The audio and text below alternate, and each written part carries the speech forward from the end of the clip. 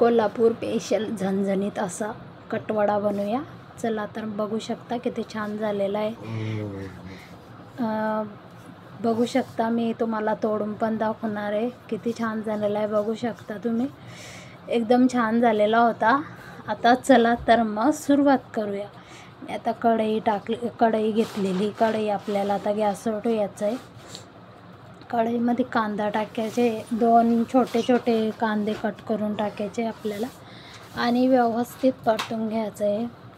आणि थोडंसं तेल टाकायचं आहे व्यवस्थित व्हायसाठी कांदा.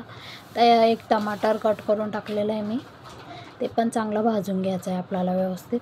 आता त्याच्यामध्ये लसणाच्या 4-5 पाकळ्या टाकायच्या आहे आणि तीळ टाकायचं आहे. तीळ आणि सगळं भाजून घ्यायचं आहे. अद्रकचे तुकडे टाकलेले आहे, व्यवस्थित परतून घ्यायचं आहे पहिले. आणि खोबऱ्याचं खीस टाकायचं आहे. आता अर्धी वाटी खोबऱ्याचं खीस परत व्यवस्थित करून घ्यायचं आहे. आणि मिक्सरच्या भांड्यामध्ये आपल्याला काढून घ्यायचं आहे. मी मिक्सरचं भांडं घेतलेलं आहे.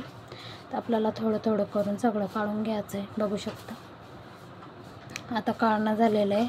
आता आपल्याला पाणी टाकायचं आहे. तिच्यामध्ये कोथिंबीर टाकायची, पहिले 2 छोट्यावाल्या इलायच्या टाकायच्या आहे आणि पाणी टाकून चांगलं व्यवस्थित वाटण करून घ्यायचं आहे बघू शकता तुम्ही. जिरं पण टाकलं आहे मी. आता आपल्याला पुढची तयारी करायची. मी हिरव्या मिरच्या घेतलेल्या आहे 4-5, लसणाच्या पाकळ्या, अद्रकचे तुकडे आपल्याला ते वाटून घ्यायचं आहे ते पण.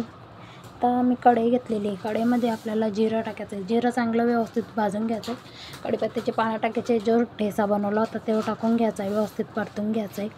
आता थोडीशी हळद टाकायची आणि उकळलेले बटाटे काप करून टाकायचे आपल्याला बघू शकता.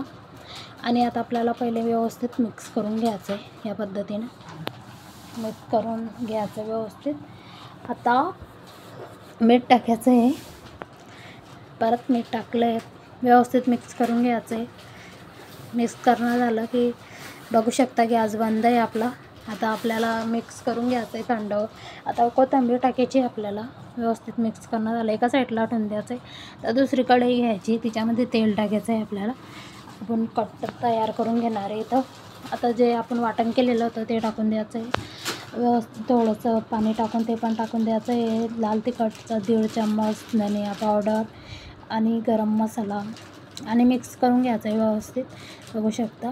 आता आपल्याला थोडीशी हळद टाकायची, परत मिक्स करून घ्यायचं आहे आणि झाकण लावून 10 मिनटं चांगलं तेल सुटलं भाजून घ्यायचं आहे आपल्याला मसाला. आता मी इथं गोळे करून घेणार आहे वड्यांसाठी, छोटे छोटे या पद्धतीनं करायचे आपल्याला बघू शकता. या पद्धतीनं करून घ्यायचं आहे. झालेले आपले गोळे तयार इथं. तर आपल्याला बघायचं आहे मसाला आपला चांगला भाजलेला आहे का बघू शकता. किती छान झालेला आहे आपला मसाला.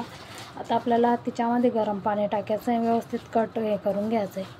तर मी 2 वाट्या घेतलेले बेसन पीठ. आता आपल्याला क्रश करून ओवा घालायचा आहे तिच्यामध्ये आणि थोडीशी हळद आणि मीठ टाकायचं आहे 1.5 चम्मच. थोडासा खायचा सोडा टाकायचा आहे मामूली थोडासा आणि मिक्स करून घ्यायचं आहे चम्मचनं. आणि थोडं पाणी करून चांगलं व्यवस्थित मिक्स करून घ्यायचं आहे. या पद्धतीनं चांगलं मिक्स करायचं आहे. फेटू मिक्स करणं आहे आपल्याला. परत थोडंसं पाणी ॲड करायचं आहे तिच्यामध्ये आणि मिक्स करून घ्यायचं आहे व्यवस्थित या पद्धतीनं बघू शकता. जास्त पातळ बी नाही. आता कढई ठेवायची आपल्याला. तर कढईतलं तेल तापलं की आपल्याला तिच्यामध्ये एक वडा सोडून घ्यायचा आहे बघू शकता. एकदम कडक तेल तापलेलं पाहिजे. तर परत दुसरा वडा पण सोडला, तर परत तिसरा पण वडा सोडायचा आहे आपल्याला. चांगलं एकाकडून चांगलं लालसर भाजून घ्यायचं आहे, मग दुसरीकडून भाजायचं आहे, पलटून घ्यायचे व्यवस्थित या पद्धतीनं. तर झालेले आपले एका साईडनं. आता दुसऱ्या साईडनं. तर आपल्या इकडे वडे तयार आहे. आता आपल्याला काढून घ्यायचे एका प्लेटमध्ये. पेपरवर काढू शकता तुम्ही, तेल काही राहत नाही मग त्याच्यात. व्यवस्थित काढून घ्यायचे आपल्याला बघू शकता. तेल अजिबात राहू द्यायचं नाही, त्याच्यामध्ये सगळं काढून घ्यायचं आहे. तर दुसरे पण वडे तळून घ्यायचे आपल्याला एक एक करून बघू शकता. आता आपल्याला बघू शकता किती भारी कट आलेला आहे. आता चांगला कोथिंबीर टाकायची आपल्याला तिच्यावर.